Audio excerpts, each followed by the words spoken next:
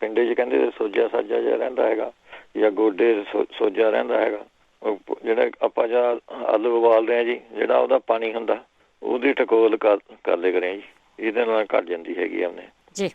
ਜਾਂ ਫਿਰ ਤਾਂ ਹਲਦੀ ਤੇ ਚੂਨਾ ਬਰਾਬਰ ਮਿਕਸ ਕਰਕੇ ਪਾਣੀ ਪਾ ਕੇ ਉਹਦਾ ਲੇਪ ਜਿਹਾ ਬਣਾ ਕੇ ਸੋਜ ਵਾਲੀ ਜਗ੍ਹਾ ਤੇ ਲਗਾ ਦੇਵੇਂ, ਉਹ ਠੀਕ ਹੈਗੀ।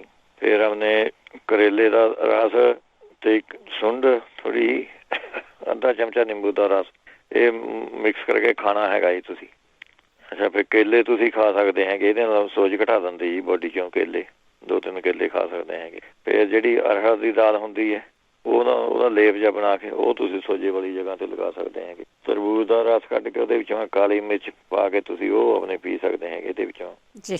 ਜਾਂ ਫਿਰ ਪੱਤਾ ਗੋਭੀ ਦਾ ਰਸ, ਚੁਕੰਦਰ ਦਾ ਰਸ, ਫੁੱਲ ਗੋਭੀ ਦਾ ਰਸ, ਇਹ ਮਿਲਾ ਕੇ ਤੁਸੀਂ ਆਪਣੇ ਪੀਲੇ ਕਰੋ। ਇਹਦੇ ਨਾਲ ਵੀ ਕਹਿੰਦੇ ਅਥਰਾਈਟਿਸ ਸਾਰਾ ਠੀਕ ਹੋ ਜਾਂਦਾ, ਕਹਿੰਦੇ ਆਪਣੇ ਸੋਜ ਸਾਜ ਘੱਟ ਜਾਂਦੀ ਹੈਗੀ।